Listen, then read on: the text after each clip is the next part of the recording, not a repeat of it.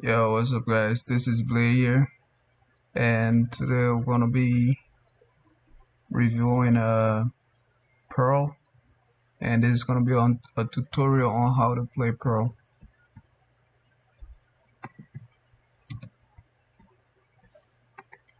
So this match is a champion and GC match, and I'm playing Pearl, and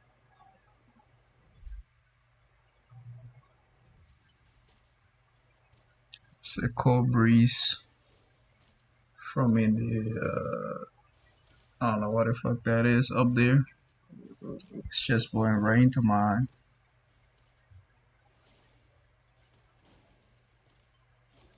Uh, okay, so Pearl is a healer. She's a range healer, and the coolest thing about Pearl is her silence. Pearl silence is one of the strongest ability a healer can have in this game. Uh, yeah, basically, if you are silenced, you can use your abilities, and I think you cannot basic attack as well. So it's crazy. You can move around though. Anyways, the build I'm using right now allows me to have double bubbles, and as long as I'm jumping into my bubbles, I'll always have my space ready. So this with this build, I'm always able to escape or engage and disengage whenever I want to. And as I said earlier, this is a higher level, higher elo match, and it's like a champion and GC guys. So everything looks a little bit chaotic, but we are all doing what we have to do in order to survive and do a lot of damage to our enemies. On my side we have Varish here, and as you guys can see, I'm trying to keep him alive. I prioritize Varish over my melee because I know Bako can survive on his own. He got his R and stuff, but Varish cannot. So I'm gonna focus on healing him. Now the sad thing that happened during this match is that all my support, all my heals that I was focusing on to Varish was being like all the effort I was putting into like supporting this guy was being ignored, and like he was literally being toxic towards me throughout this match, and I had to like literally mute him in order for me to win this match. Like all the heals I was putting onto this guy, he was telling me I wasn't healing him, and he was trash talking me for like 3 rounds straight.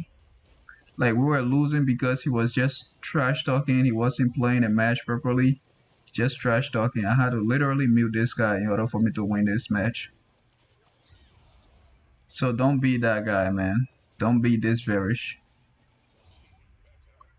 And as you guys can see, we are uh, doing pretty well because I'm in there putting a lot of heals out.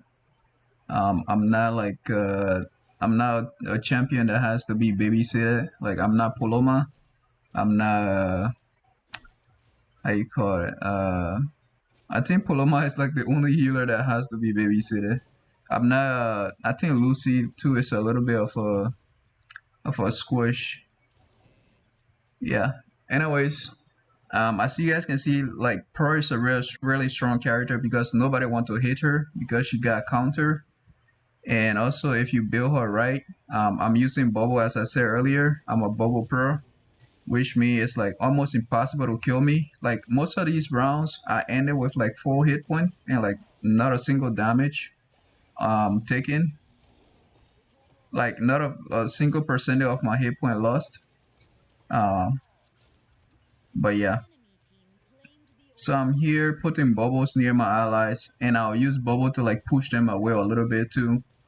You can do that with the bubbles if you guys don't know. Um, I'm gonna put EX bubble around my allies when melees are like beating the crap out of my allies, and those EX bubbles are gonna push my enemies away. And yeah, so we won the first round. The second round, the Varish was playing bad, and he decided to blame me instead. Um, but yeah, after these two rounds, we're gonna play pretty well, and we're gonna pretty much sweep these guys.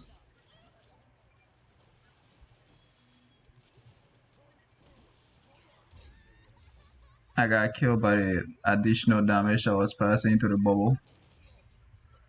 Anyways, this is an intense match here. The Xander player is one trick, and I actually don't like this. I don't like his build, and he only plays Xander, by the way. And I don't think I've won a match with him on my team, so I'm not really a fan of him. Um, Refreshment, so it's a rook main as well, a rook one trick, and I don't think refreshment is playing. No, refreshment is a torn one trick. He's not playing torn. He's playing jade, and he's using the default J build that everybody is playing with these days. Honest Itcher is a rook main, so we have at least two OTPs on the enemy team, and as for me, I'm a flex player due to my experience and skill level. And I don't know about the rest of these guys on my team though. Anyways, as you guys can see here, when people hit my counter, I get bubbles around me, and I got a crap load of bubbles. I'm putting bubbles everywhere, blocking enemies from my allies, and just healing my allies. That is one of my videos that just gone to YouTube. I made two recordings today. The previous one was about Xander, and this one is about Pearl. As you guys can see here, I got a crap load of bubbles, and when I jump into these bubbles, I got my space refreshed, and I can space away again. If I had another bubble, it will be as if I never used my space because it will always refresh. And we are really struggling in this match because the Varish doesn't know how to what to focus. Throughout these two rounds, he been attacking Jade and attacking Rook when he should actually be hitting Xander on the enemy team. And as you guys can see here, the entire time I've been healing Xander, I mean healing Varish, and I will never like all my hard work was never being appreciated. Like he never appreciated all my effort. And I really want to stress this out because like if you are playing healer, a lot of the time people will blame you whenever they are playing bad themselves, or whenever you guys lose the match. Um, like one of the solution to that is like mute these people so that you don't get tilted, and the other is like queue as their character as their if you know which character they're gonna be queuing with, queue as that, and then you can dodge them and play against them, and hopefully you win and stuff like that. So all right, so as you guys can see here, these guys won two rounds now. If they win this one, they're gonna pretty much win the match. And I'm gonna start focusing Xander, start putting some pressure on Xander because these guys do not want to hit me because I got my counter and stuff. And I think these guys already know me, so pretty much nobody's gonna prioritize me. So I can move around freely, especially with my build. Like if they make a mistake against me, um, they know that they are pretty much wasting their time if they attack. As you guys can see, the rogue tried to attack me there, and he was making zero progress, so he decided to change target. So that's how it is when you play Pro pretty well, and you have a decent build with her. And I'm having like 3, 4, 5, 6 bubbles and four count silenced. As you guys can see, I just used like pretty much 4 silence in the 20 seconds. And when I jump next to my allies, I heal them a little bit. And we're able to secure this match because we focus the main target first, which is Zender. And now that he's dead, these guys cannot sustain themselves, which means we can take them out easily. So these matches are pretty fast. I encourage you guys to rewatch the video.